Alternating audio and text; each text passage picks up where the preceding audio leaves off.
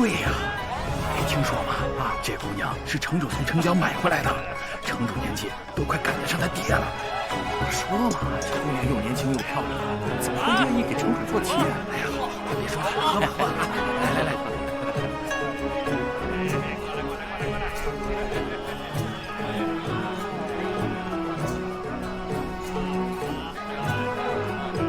好，来，恭喜恭喜！来，敬酒饮。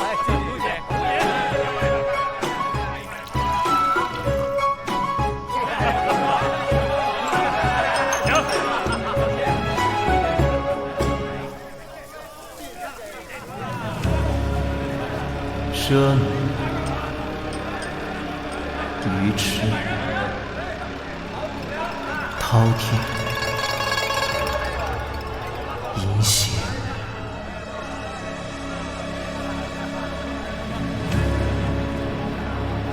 汝等罪孽深重，配得上一曲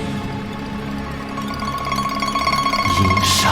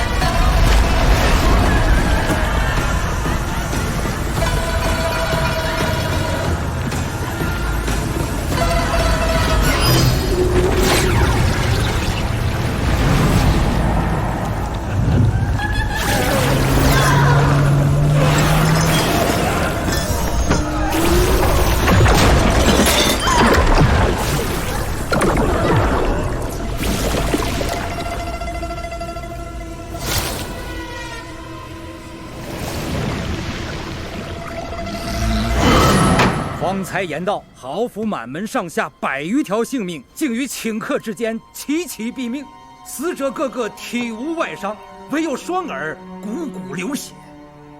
此情此景，不由让人联想起武林失传的阴杀功。话说10年前天都峰上，江湖7大高手鏖战前朝国师一阙阴阳，那一战打的是昏天黑地，血流飘出，终是换来了江湖如今的太平啊！其中，周地楼方舟方贤主所倚仗的，正是那阴杀功。据说周地楼除去方贤主擅琴，其余弟子也分别擅长笛子、琵琶和鼓。怎料4年前方贤主竟遭人暗算，周地楼也从此荒废。几几名徒弟更是生死未卜。而今，黑衣琵琶客携阴沙宫祸乱江湖，肆意妄为。亦有人云，此人正是那场变故中失踪的周地楼传人。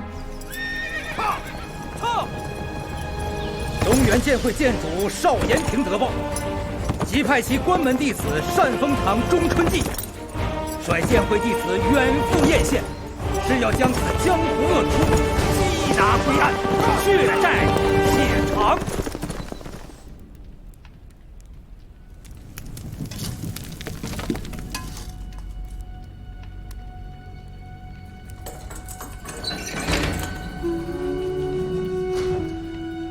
钟女侠，此人刚刚交代了黑衣琵琶客的相貌。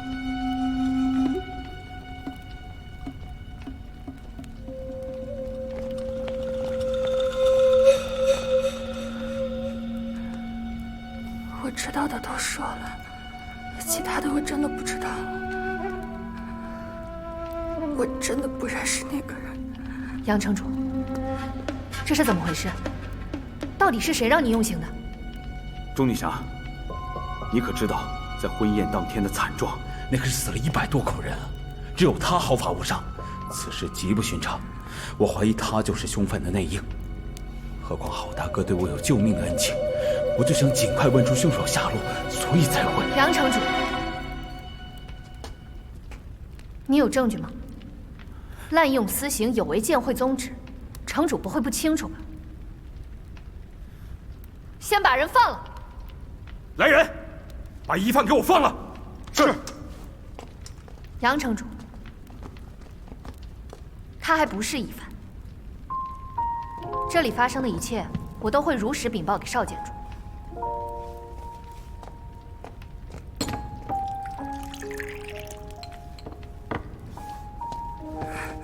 姑娘，没事了，没事了，不用害怕。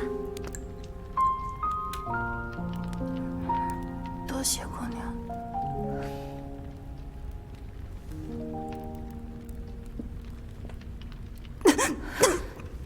不着急，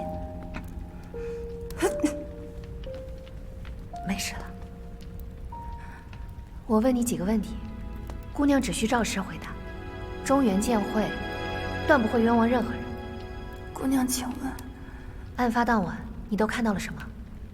有没有听到过什么不寻常的声音？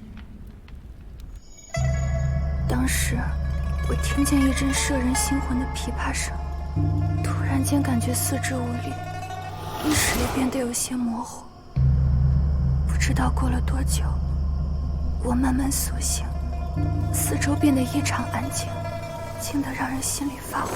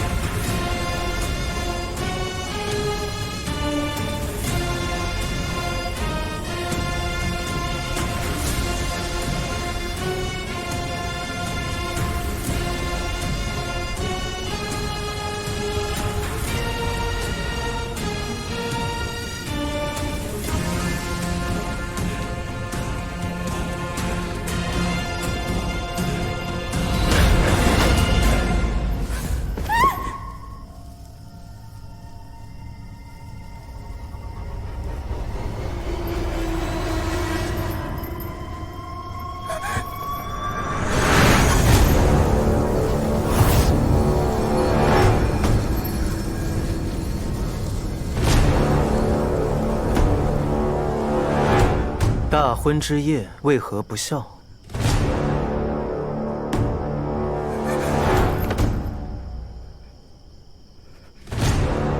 说话呀，阿水姑娘！记住我的样子，我们还会再见面的。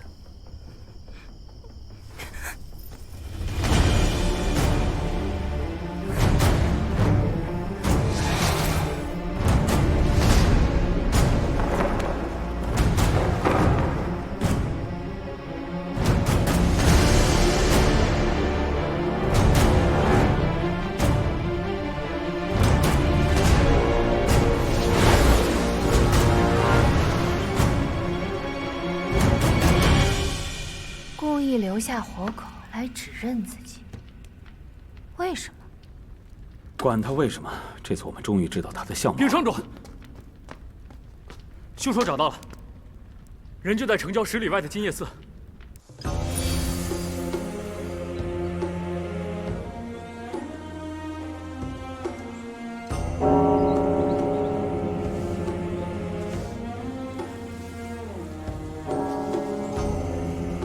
也不知道方丈被你们灌了什么迷魂汤，养了你们大半年，结果呢？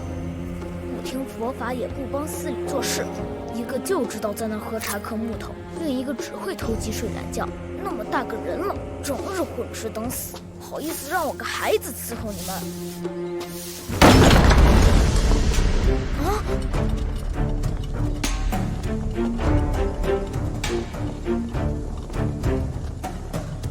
施主们，这是找人，不知施主要找的是哪一位？说，寺里那个年轻男人在哪儿？别跟他废话，进去搜。杨尚卿，你怎可对无辜小孩下如此重手？你究竟是燕城城主，还是黑道匪首？小师傅，你没事吧？没事。他们是什么人？是他们把你打成这样的吗？快走！施主小心！钟堂主别忘了，此案牵连颇深，金叶寺胆敢窝藏疑犯，每一个人都可能会是帮凶。我进去搜。是。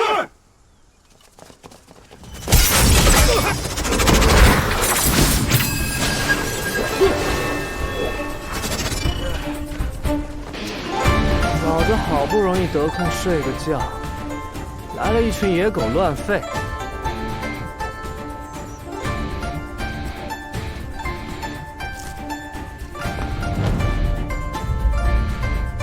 我数3个数，还留在这不走的，别怪我不客气。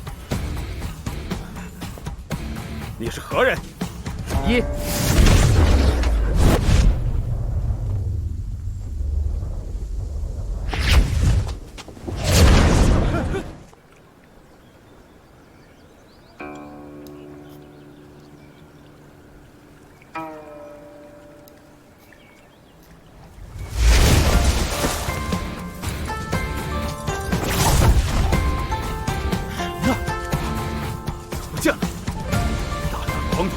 给我搜！是是。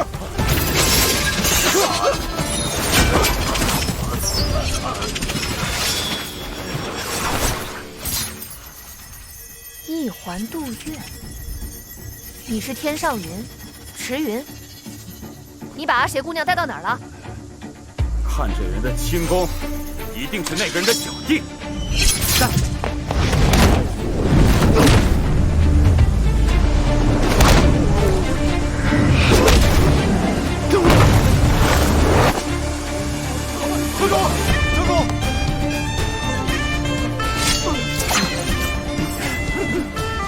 老子是不是黑道，还轮不到你这孬种来评说。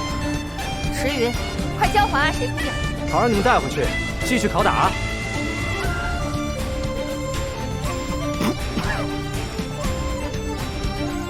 中原剑会会彻查此事，勿枉勿纵。你强行掳人，同样犯法。什么破中原剑会，能管到老子头上？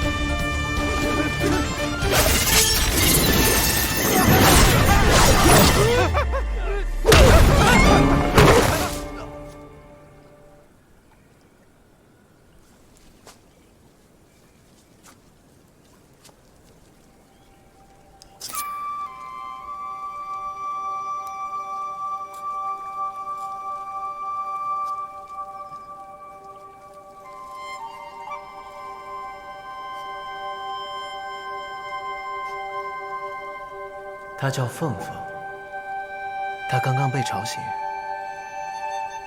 可否请姑娘帮忙哄一哄？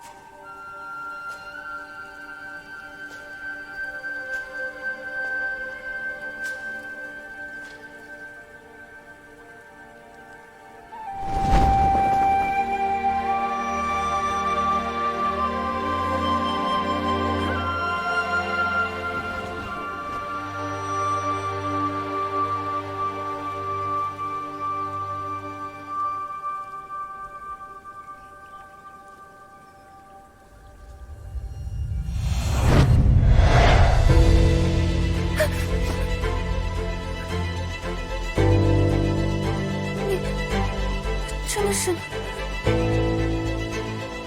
姑娘，见过我吗？容貌确实是一模一样，可眼神却完全不同。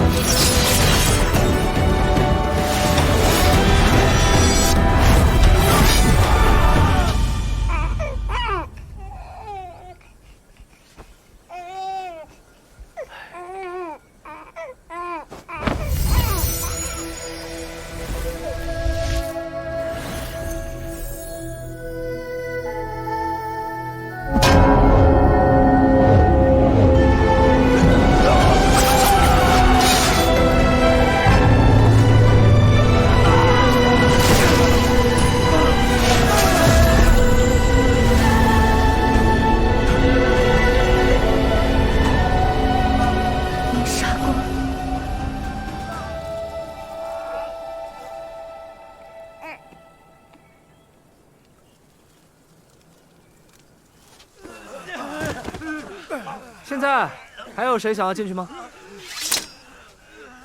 内院的这位高手功力匪浅，我们打不过，但在下必须见他一面，才能排除嫌疑。还请带路。钟姑娘，你……雨霞，有种！我欣赏你。行。剩下的人回去等消息。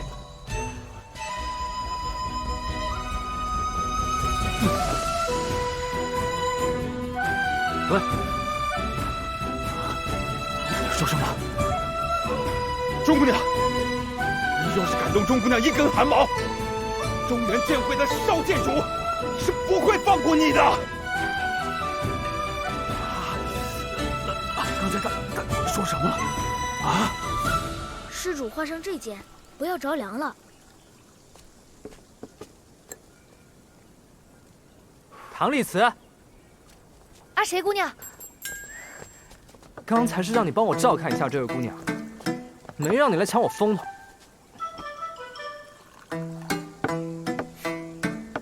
谁让你帮了？你打输了吗？我堂堂天上云，既然没输，那就不算帮忙。有道理啊。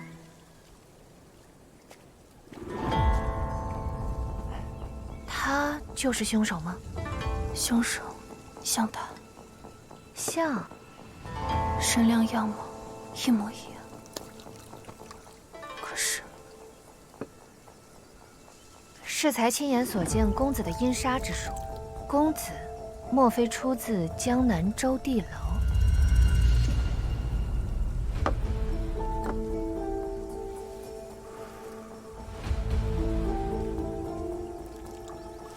在下中原剑会钟琛记，烦请公子协助调查3日前豪府血案。志云，起来。我起来。敢问公子，3日前戌时至亥时之间，人在何方，做些什么？谁可以作证？你明知非我敌手，为什么要进来见我？若我身亡，便证明公子与血案相关，以我一人之命换得一个真相，值得。你是邵延平的徒弟？邵延平正是家师。果然是这样，不然怎么会说出以命换真相这种话呢？你明知非我敌手，为什么要进来见我？在下奉剑会之令查案，如果阁下闪烁其词，只想折辱在下，那就莫怪在下以嫌犯的名义缉拿你。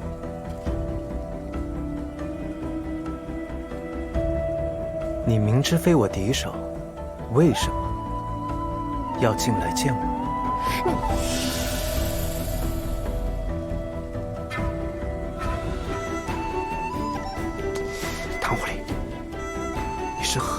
喉咙喝坏了，怎么就会这一句话？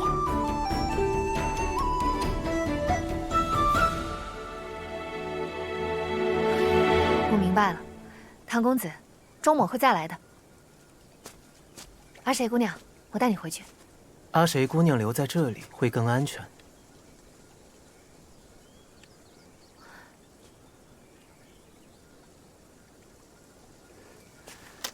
那就劳烦唐公子，照顾好阿谁姑娘。钟姑娘，谢谢你。姑娘不必客气。唐狐狸，你和那姑娘打什么哑谜呢？阿谁姑娘，你知道我问的是什么问题吗？合着就我一个人搞不懂是吗？既然搞不懂，那为何不问呢？我这不正在问你吗？问我又不会有答案。我问邵延平徒弟去。赤云，你若见到钟姑娘，再帮我问个问题。什么问题？什么事情是在喜宴上所有人都做了，唯独新娘没有做的？行吧。既然公子并非凶手，那为何你们二人相貌一模一样？自然是因为我们曾经相识。公子知道他是谁？一位仇敌，假扮成我的样子，来向我寻仇。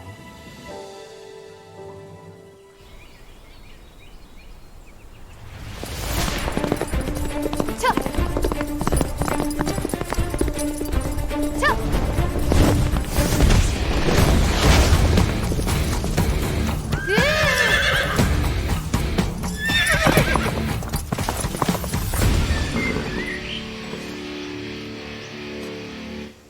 池少侠，你的跟班们呢？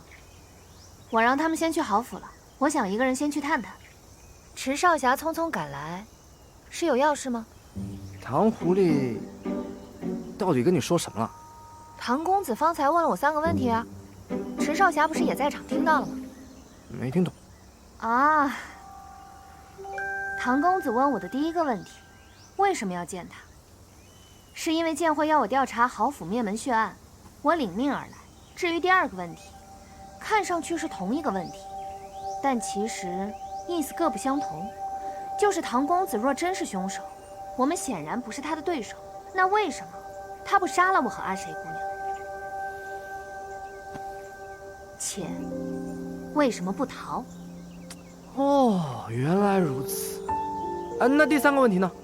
啊，第3个问题呢，唐公子想问的，其实是你为什么会怀疑我？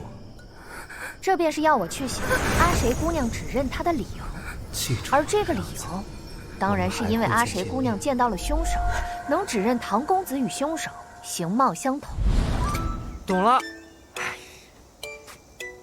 让他直说不就完了？还有个问题，是唐狐狸后来让我问你的，有什么事情是喜宴上所有人都做了，但新娘子没做的？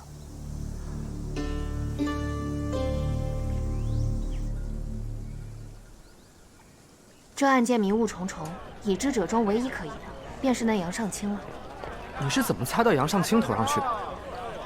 因为阿谁姑娘明明是受害者，但杨尚清却对她用重刑，显然是急于结案。那么他作为凶手的可能性极大。我早就觉得那个姓杨的是凶手。但是仵作又说，这受害者死于阴杀宫，浑身没有任何外伤，只有双耳出血。你说，这阿谁姑娘也确确实实看到了外貌上形似唐公子的黑衣琵琶客。可这什么琵琶客，一根毛都找不到啊！那我们现在不妨考虑一下唐公子的另外一个问题：什么事情是所有人都会做，但是新娘子却不会做？的无骨鸡，上好的桂花酒。哎，客官，客官，本店新到了一批肉质特别鲜嫩的无骨鸡，再配上那个桂花酒，味道那就一个绝呀！怎么样，尝尝去？那我们是喝酒。喜宴上所有人都会做，但是新娘子不会做的是喝喜酒。走，验尸。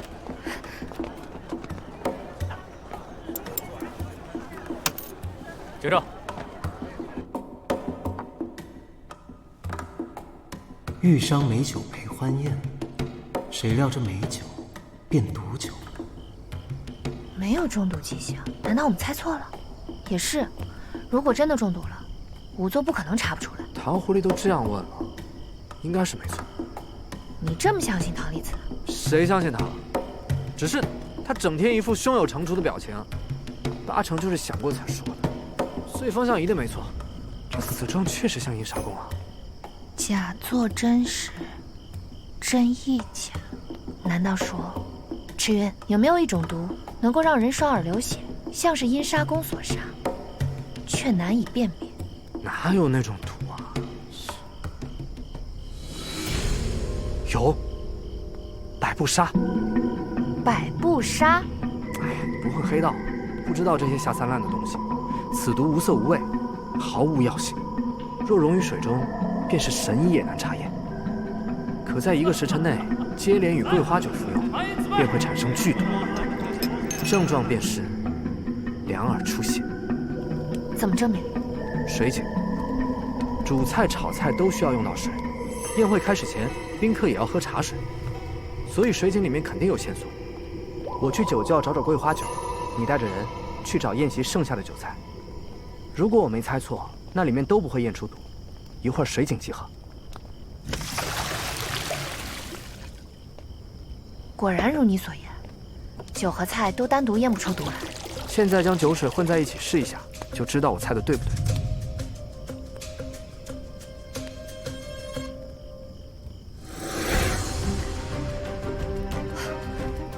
果然有毒。艳羡人人皆知，好王后最爱桂花酒，适逢新婚，肯定会拿桂花酒来招待宾客。主人敬酒，除新娘之外，所有人都得喝。时间差不多了。仵作验毒只会验咽喉银针是否变色，但百步杀与桂花酒却是分开通过死者咽喉。他们应该想到了，这就是仵作没有验出中毒的原因。这就证明他们不是死于阴杀。够了。唐狐狸，没想到老子这么快就找出答案了吧？就老子见多识广，才能这么快还你清白。就这还不对，老子好像被算计了。怎么了？唐狐狸怕你不懂毒物，找不到真相，所以就说了一堆让我听不懂的话，让我好奇，然后让我帮你解谜，帮你找到这个真相。这天杀了，这个唐狐狸又骗我！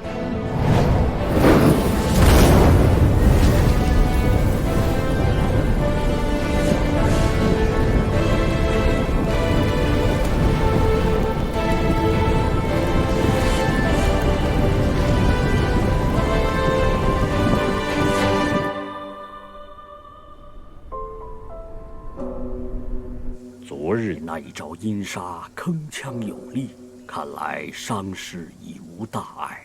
不过施主想要续命，还是不要动武为妙。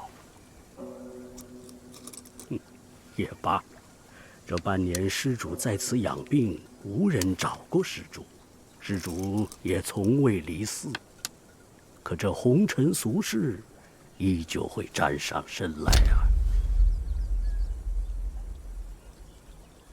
方丈是嫌弃唐某，昨日带来麻烦。施主带来的不是麻烦，池施主在寺里偷吃鸡肉才叫麻烦。施主带来的是因果。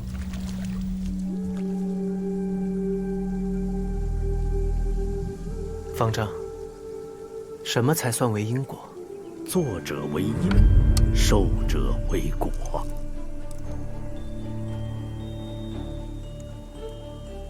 若有人因我而杀人，有无辜因我而受害，这算不算是我的因果？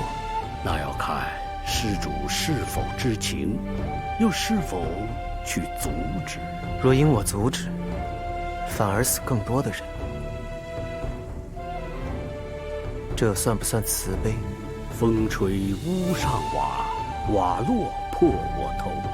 我不怨此瓦，此瓦不自由，是风的错，瓦的错，还是贫僧站在屋下的错呀？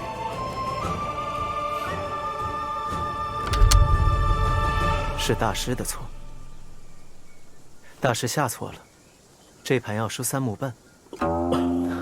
阿弥陀佛，真有趣，是假问亦是真问，真真假假，假假真真，怕是连自己的心都给骗过去了。在下姓方，草字平斋，绰号无忧无虑。平生少做好事，替人送信，倒是第一桩。唐某在一座很神秘的楼里买了条消息，却忘了告诉他们，最好请个话少的人来。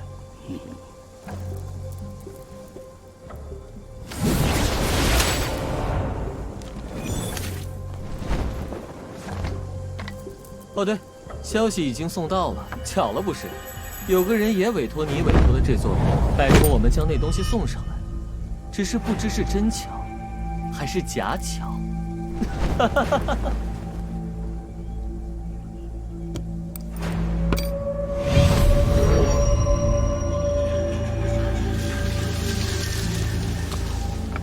半之玉笛，施主，难道这就是你的因果？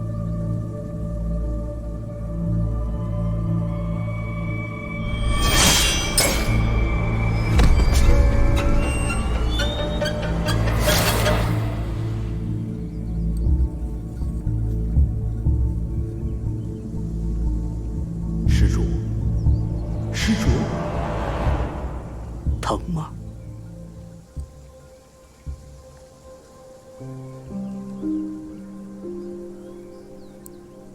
像我这样的人，怎么会知道什么叫疼呢？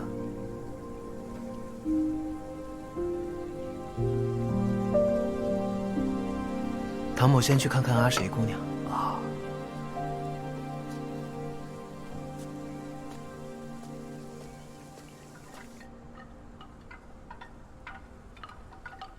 赤云，我还是觉得有点不对劲。哪不对劲？杨城主的动机是什么？这还有什么好猜的？左右不过利益2字。如果真的是这么直白粗浅的理由，那便证明杨城主不是什么大智之人。可为什么他能用阴杀功来为自己掩盖罪行？什么意思啊？郝文侯与宾客死状凄惨，阿谁姑娘又没看清行刺唐公子的黑衣琵琶客。可我们已经证明，郝文侯与宾客都死于毒发，那黑衣琵琶客从何而来？4年前，周地楼一夕之间覆灭，阴杀宫早已绝迹江湖。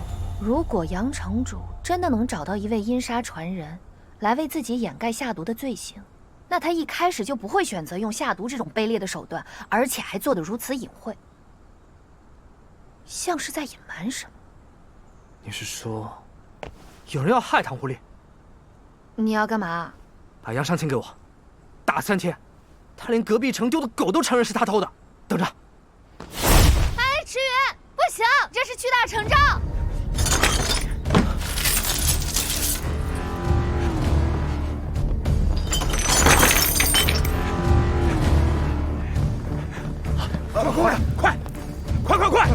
快点，慢点！这是我祖传的花瓶啊！我的花瓶！房主，你干什么？你们停！把银子都摆地上了，是瞒不住了，准备跑了？所有人听着，能杀了这个家伙的，我赏他1半的黄金！给我杀！杀！杀了他！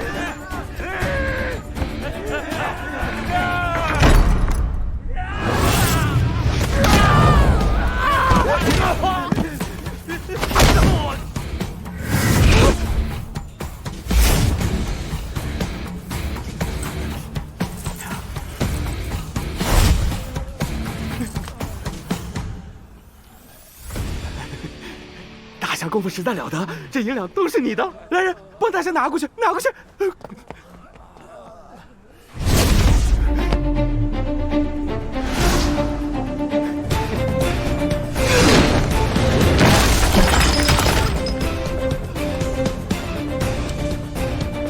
说吧，为什么要害唐不离？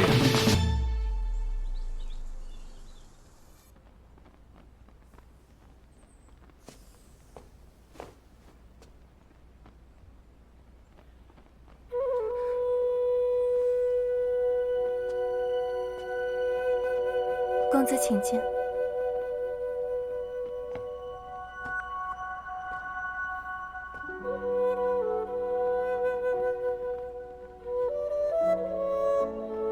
姑娘刚刚从牢里出来，便有心情玩弄这种小玩意儿。今日见到凤凤，心生喜爱，加之这些时日经历跌宕，总想找些事来分散心神。阿谁此举逾矩，还请唐公子和夫人莫怪。没有夫人，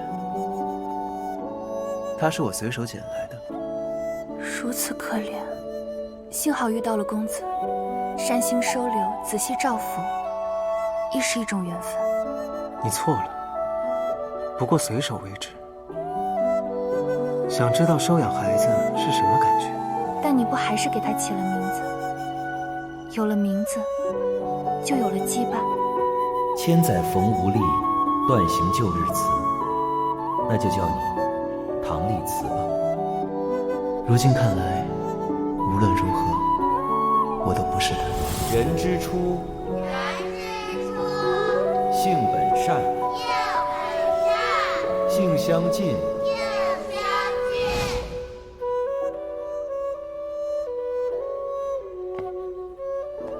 姑娘，你嫁给郝家，是卖身葬父，横遭此难。若觉得心中难安，不妨去寻方丈，求一道清心平安符，很是灵验。好城主恩情，阿谁无以为报。阿谁姑娘，你令唐某疑惑，你身在局中，却对这一切一无所知。我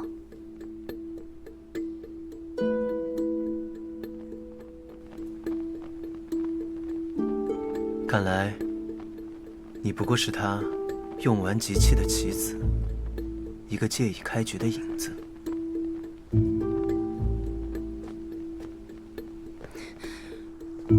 可我又做错了什么？要当这弃子？若我是弃子，那公子在此局中，又是扮演怎样的身份？赤羽，你在做什么？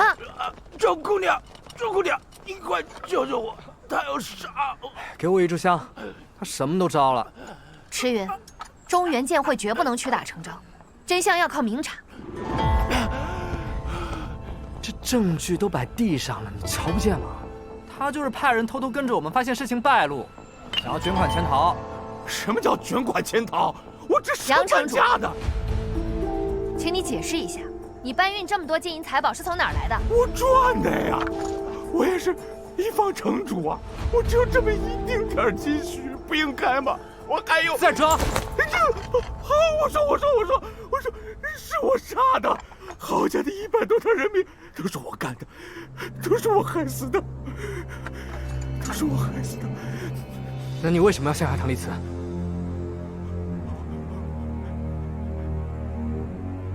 死到临头还嘴硬！不是的，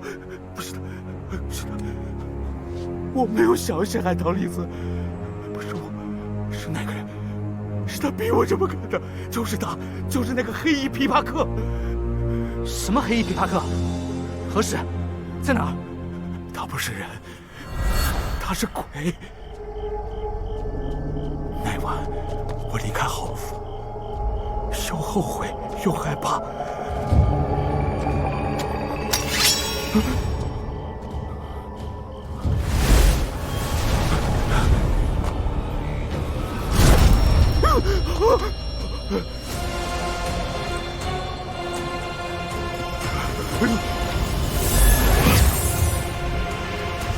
下毒灭门，背信弃义，你做得很好，值得惨死的奖励。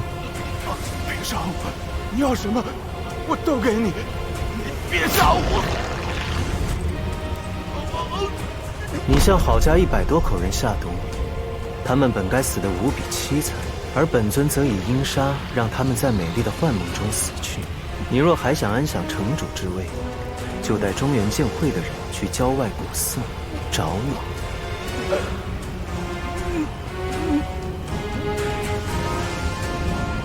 看清楚了，这是你唯一活命的机会。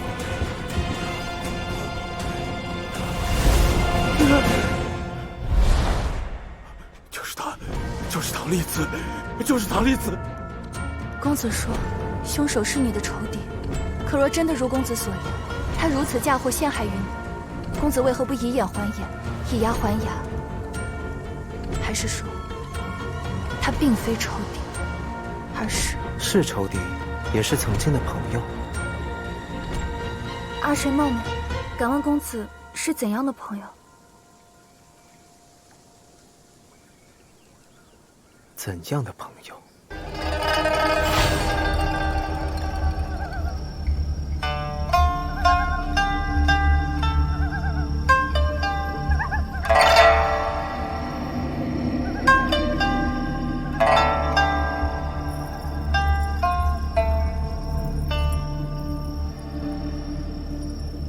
急什么？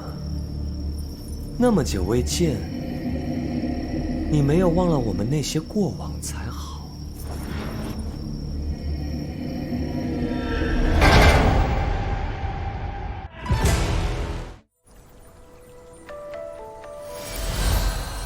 一个恨不得上天下地也要杀了我的朋友，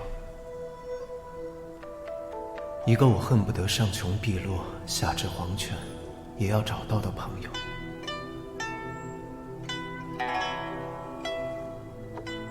阿言，这半年来，你一直避而不见。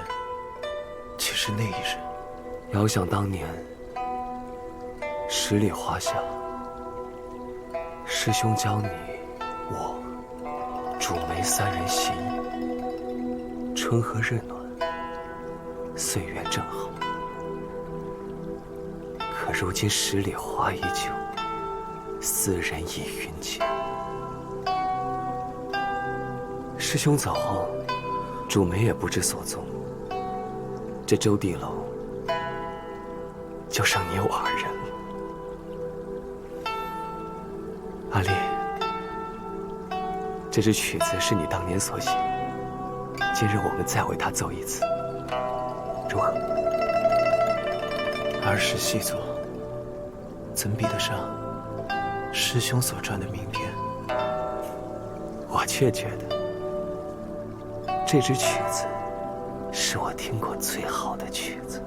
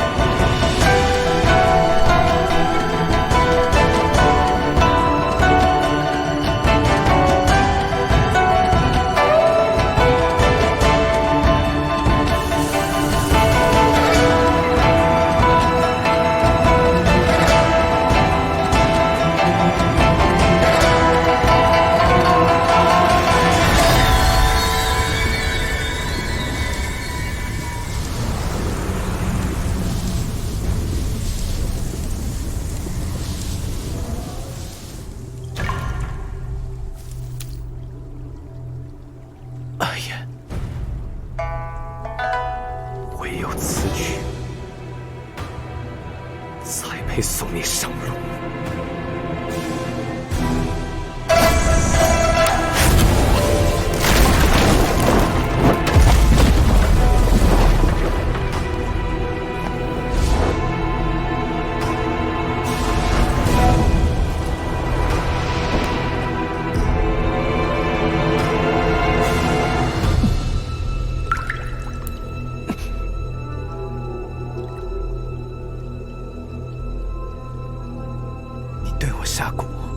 若非你带伤复原，怎么会轻易中我的蛊？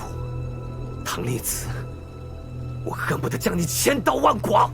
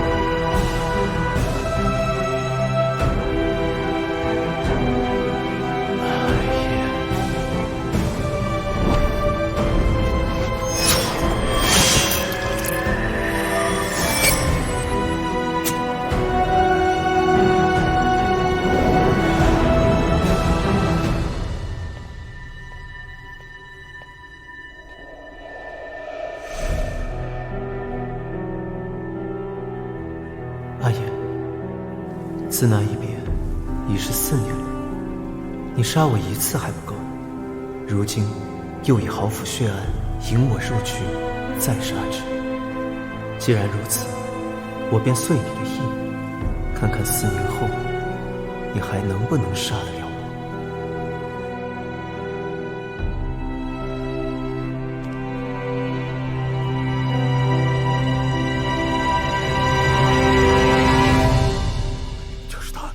就是唐丽子，就是唐丽子，就是她，她让我这么说的。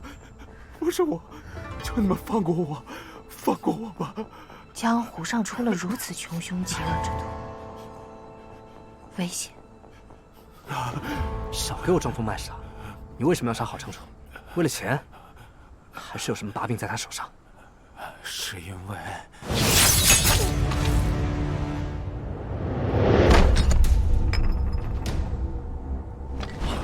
什么人？赤云！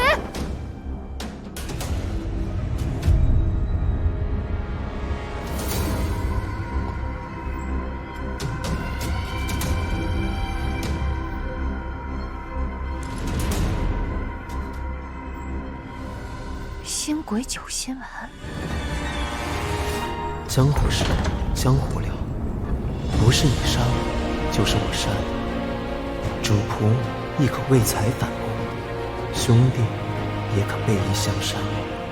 说到底，人心难辨魔考，辨定皆是多虚。阿弥陀佛，是非善恶，不过一念之间，放不下必是一念。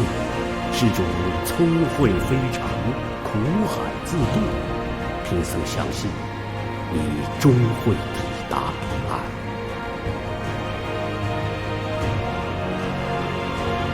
阿爷，我来找你了。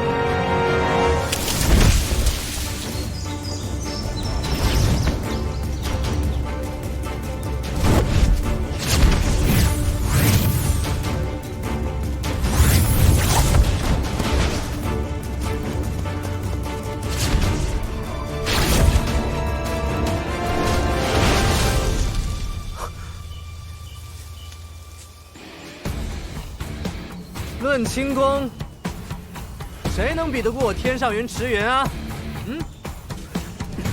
哎，留下！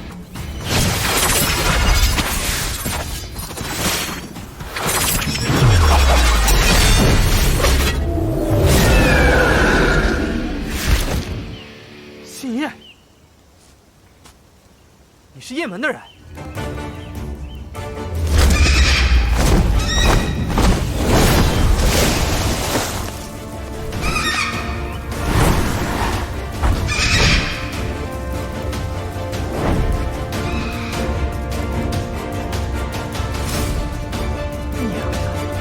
叶门还有这绝活，早知如此，老子也养貂了。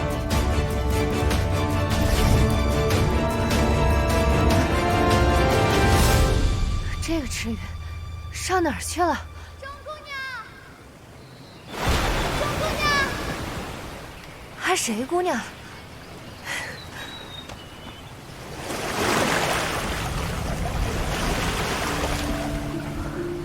这是哪儿来的船啊？阿谁姑娘，你怎么会在这儿？是唐公子带我来的。他说在这里会遇到你们。池云号称天上云，你是追不上的。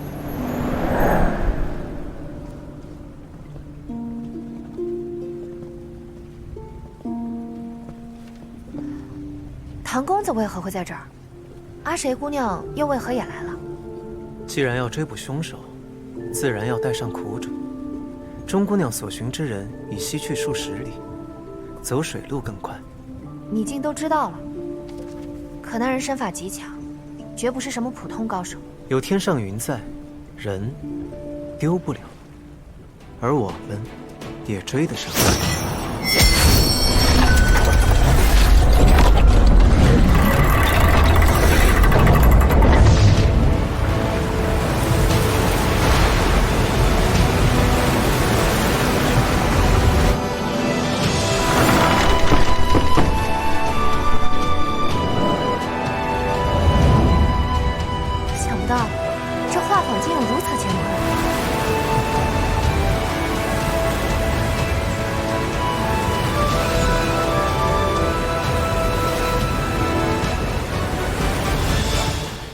不过，唐公子为何会笃定池云会往这边来？在下并非笃定池云的行踪，而是笃定凶手的去向。公子此言，竟是已经知道了凶手是谁？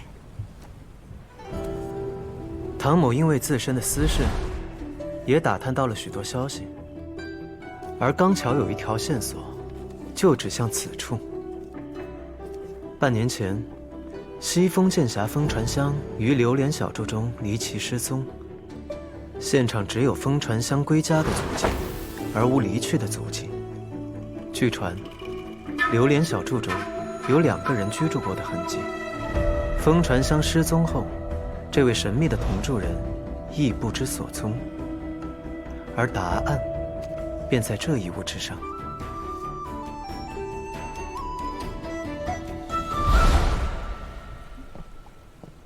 燕灵，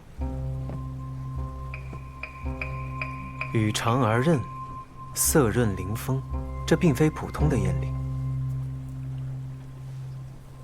信眼，雁门的信眼。雁县东去100里，便是雁门。此河流贯东西，凶手若不想牵连雁门，定会西去。即便途中生意转而东飞，也会正好与我们撞上。可是，这不可能啊！钟姑娘何出此言？这雁门是什么地方？雁门最早乃是绿林出身，后被前朝招安，成为了驻守雁门关的军户，一手驯雁术十分了得。10年前天下大乱，剑会率领众高手围杀一阙阴阳，雁门提供了不少关键情报。这门主江飞羽脾气暴烈，但性格却最是护短，所以雁门的弟子最是注重情义。江湖上有句话，宁犯阎王客，莫欺雁门人。听起来是个名门正派。不是听起来，是本就是名门正派。杨尚卿原本也是名门正派。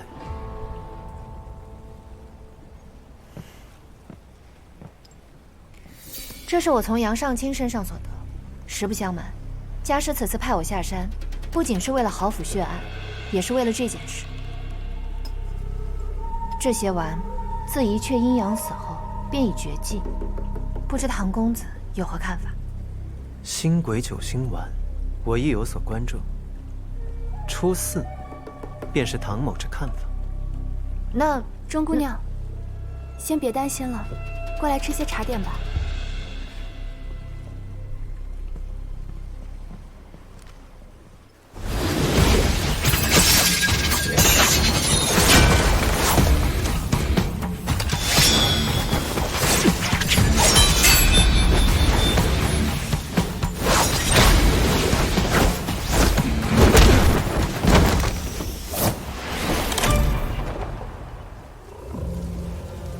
说吧，你小子什么身份？谁派你来杀人灭口的？不说话就没事了？你不要逼我！哼，不逼你，不逼你，我陪你跑下100多里路，玩呢？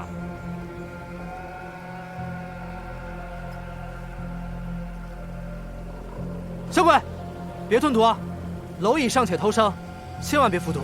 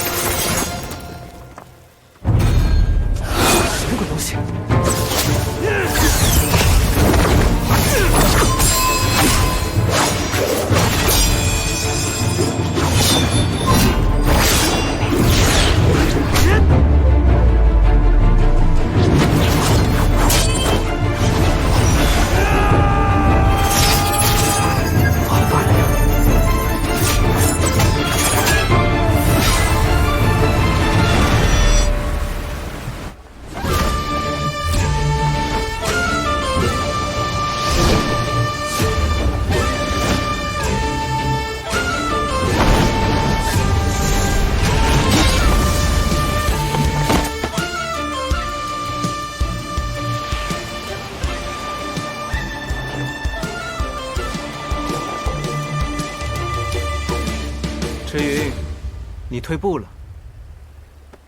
老子还没用全力呢。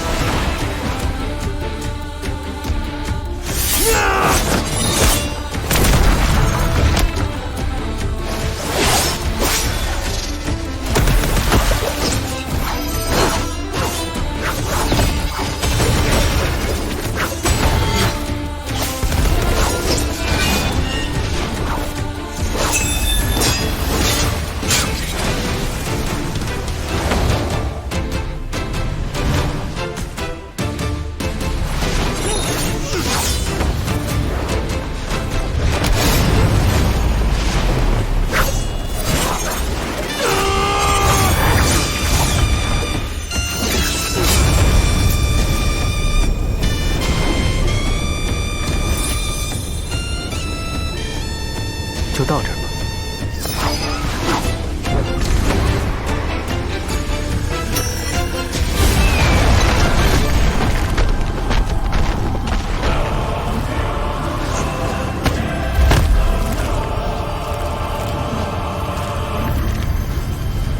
哇！当场给爷爷跪下！那个灭口阳上卿的杀手，竟然是江澄。钟姑娘认得他。江澄是雁门少主，为人正直，侠肝义胆，与西风剑侠是至交好友。两人常在剑王城辖下花溪一带出强扶弱，并称花溪双侠。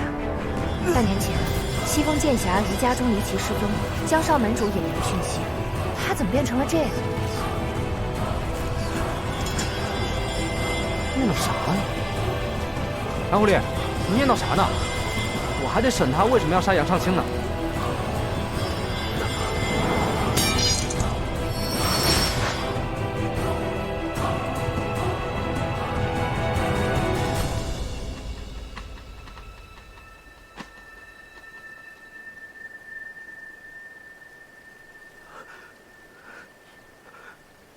有人受伤了吗？装什么啊？我确实是不记得了。江少门主，你认错人了。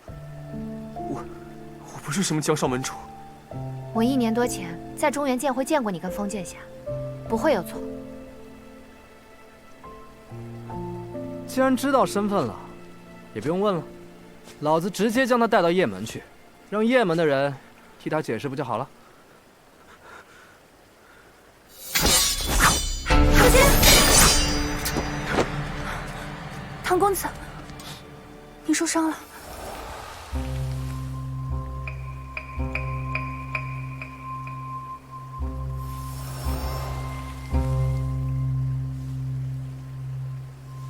公子受伤了，还是不要乱动为好。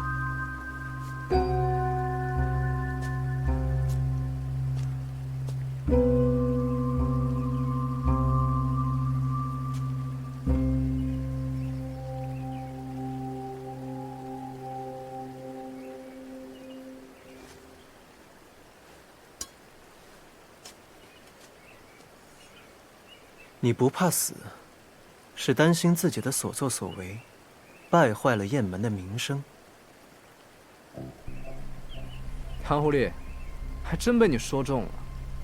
什么狗屁雁门，就是一群脏东西！住口！你根本什么都不知道。老子应该知道吗？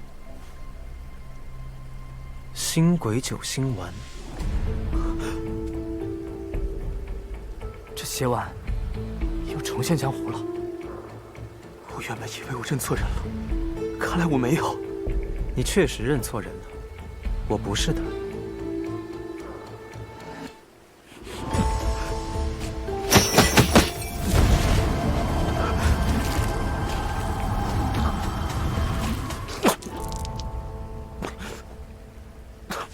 你中毒已深，经脉逆行，命不久矣。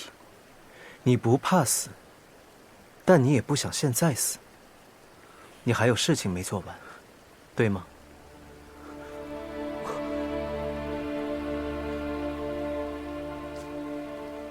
若是人多的地方不愿开口的话，我们换个地方单独聊。我有什么事情是不能当众说的？这唐狐狸，神神叨叨。阿谁姑娘，方才唐公子的伤势如何？钟姑娘安心，带我回去再为公子上一些药，便无大碍。不过池公子，这星鬼九星丸究竟是何物？为什么你们每个人提到都是一副谈之色变的模样？那是前朝国师极乐教主一阙阴阳用来操控人心之物。操控人心？江湖呢，向来以实力为尊，谁不想冠绝武林、出人头地啊？但不是每个人都有这个实力和天赋的。人心不足蛇吞象，没实力的想变得有实力，而有实力的人想通过走捷径变得更强。服下这邪丸，功力便能突飞猛进。所以一开始啊，星鬼九星丸就是被当成补药流行起来，但马上这些人就发现自己被坑了。为什么？服用邪丸之人，须得终身服用，否则就会发狂而死。于是掌控邪丸之人，就掌控了这些人的性命。一阙阴阳，当年就是靠这样的方法掌控大半个江湖的。1年多前，我与家父发生争执后，便去投靠传香。我们一起住在华西山上，切磋武功，行侠仗义。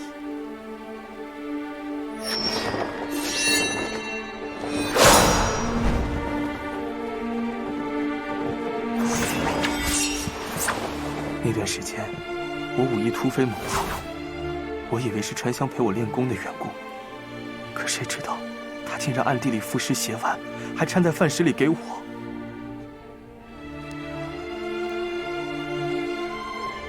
后来我知道这件事后，去质问他下药的缘由，他不肯告诉我，只让我相信他，说他会帮我。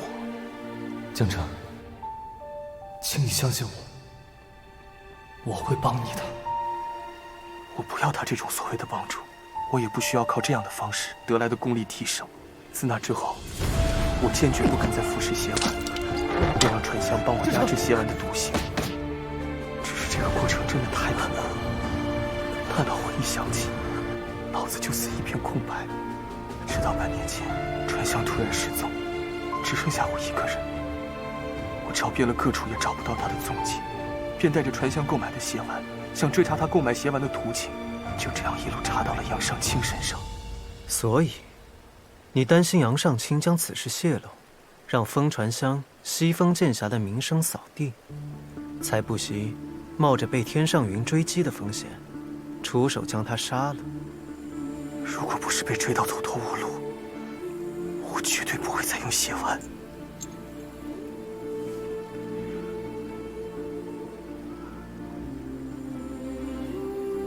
风拂芦花地，月随花溪山。我们曾是这样好的朋友。唐公子，我想找到传香，问他为什么害我。明明是生死相交的朋友，为什么要自相残杀？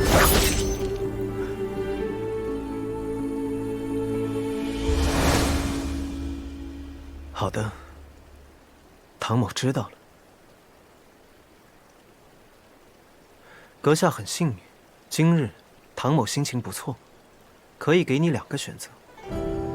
一个是你现在死，如此，江湖上下便会立刻知晓雁门江氏勾结极乐教余孽，服用邪丸。另一个，在下帮你压制毒性，3个月后再死，我便考虑留雁门名声清白。条件呢？那个黑衣琵琶客，你见过他？是他透露出线索，指引你找到杨尚清的，对吗？他和你长得一模一样，他四处杀人，又四处救人，他是个疯子。他在哪儿？他哪里也不在，却又无处不在。你找不到他的，只有他想见你之时，他才会出现。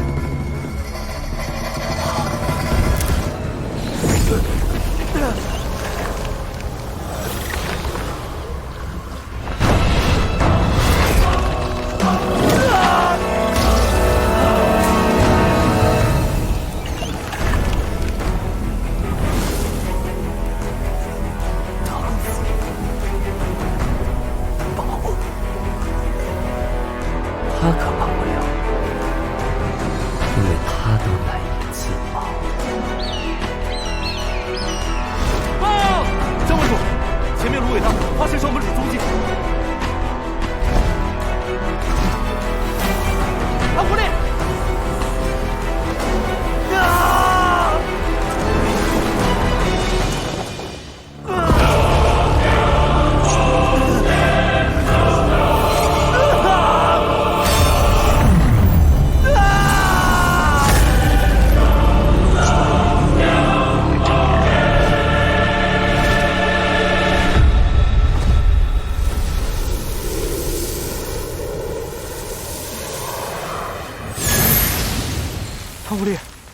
情况？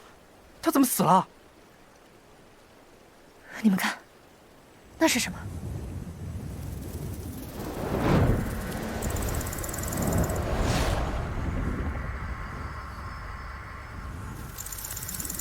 这东西是蛊。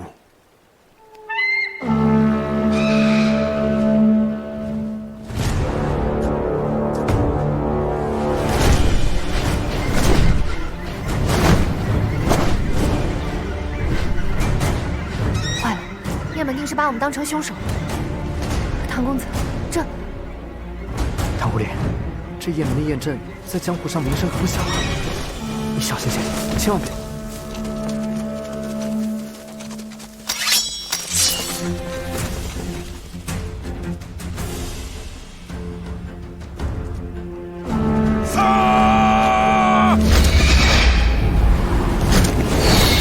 杀人者唐立慈在此，愿回雁门受审。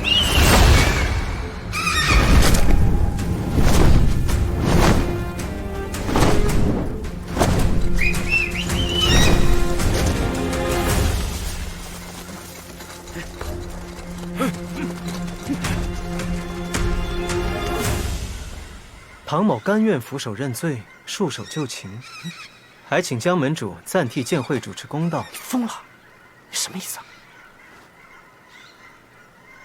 他是在下的同伙。啊？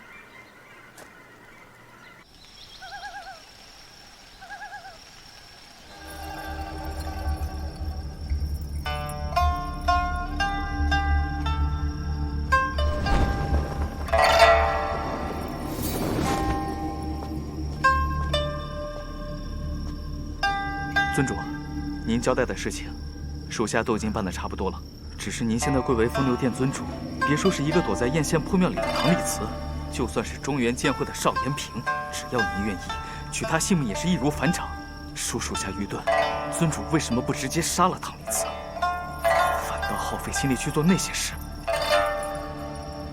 像他这样的怪物，直接杀了还有什么意思？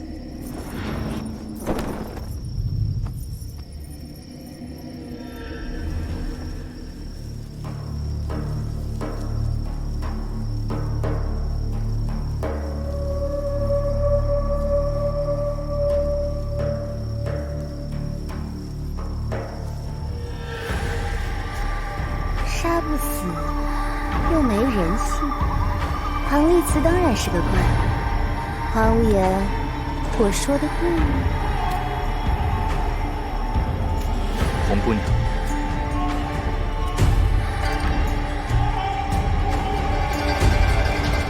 尊主，你可不能让他轻易就死。我能杀他一次，就能再杀他第二次。小红，你说，这次我怎么杀他才好？当然，要让他感尊主所感，痛尊主所痛，千夫所指，身败名裂，最后在外人的唾骂中凄惨的死去。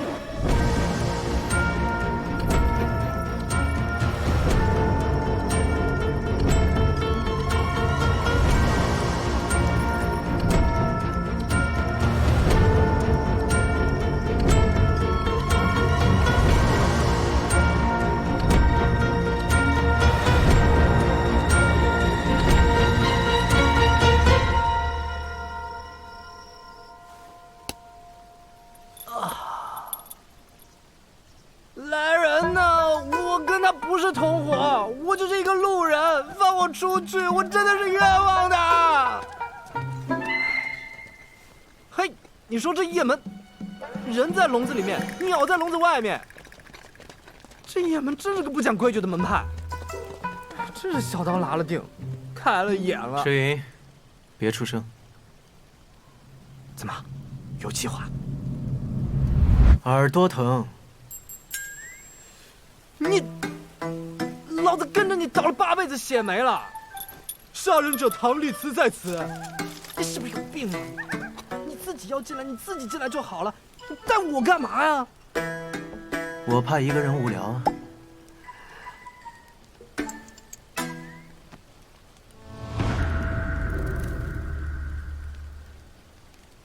你还带着这玩意儿干啥？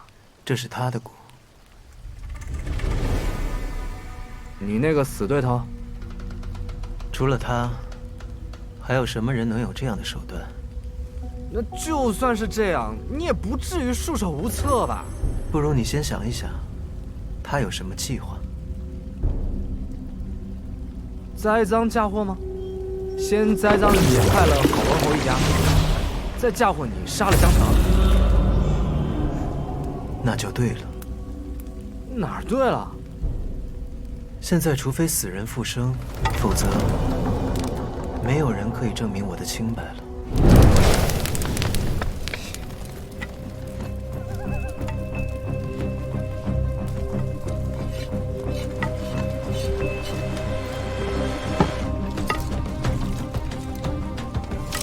这是干嘛？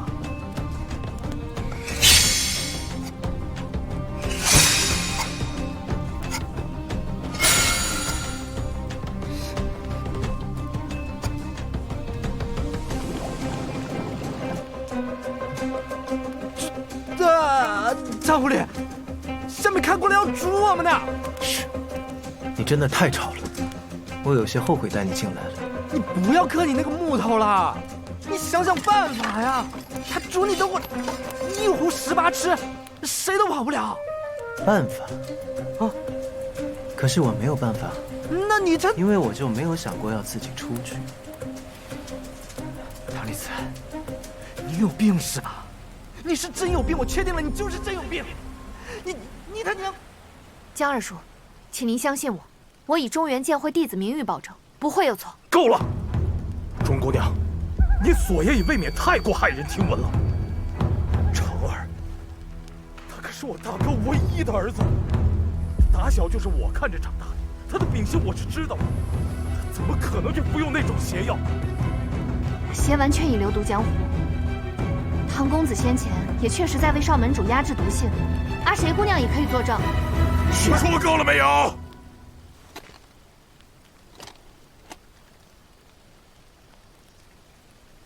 我知道，江城主，您丧子之痛有多么让人……可曾死过儿子？那你知道什么？你什么都不知道。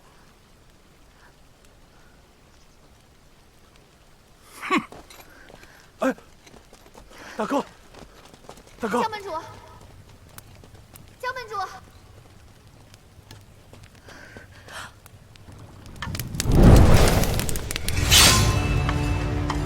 江门主，少门主服食邪丸一事，背后定然另有缘由，等着您去查清，还少门主清白。若您因悲愤而忽视真相和证据，不就令真凶的奸计得逞了吗？我亲眼看见。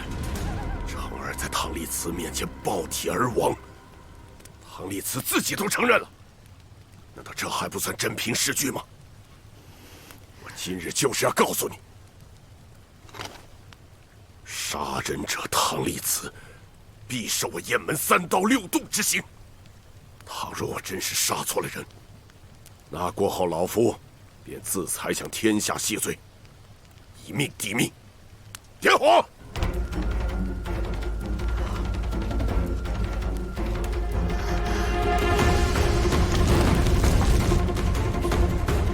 他们要是真把老子放在火棍上，老子直接杀出去的。池云啊，很多事情只有到了绝路，才会出现转机。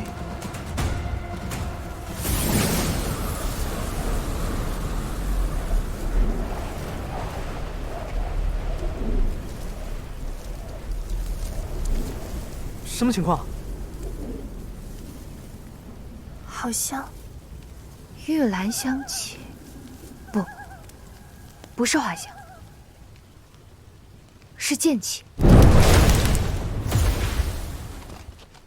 这剑气非一人莫属。谁？那位传说中失踪了很久的西风剑香，风传香。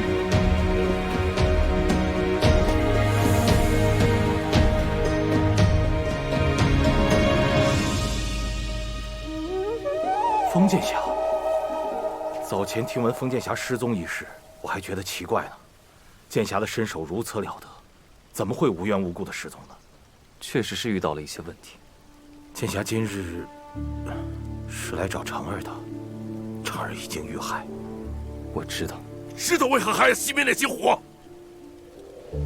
便是要那杀人凶手受尽3刀6洞之刑后，在少城会以祭奠长儿的在天之灵，你知道吗？某可以很肯定地告诉江伯伯，江澄的死牵连甚广。某与江澄乃是至交，断不会做出欺瞒您之事。你知道？确有蹊跷。若是江伯伯愿意相信某，可否将此事交由某来处理？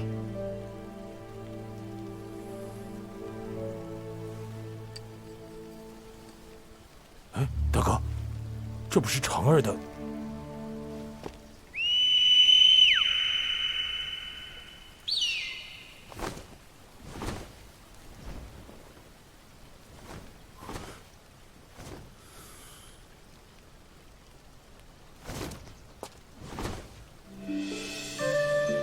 江伯伯，现在可以相信我了。你想要如何？某想要那位唐公子。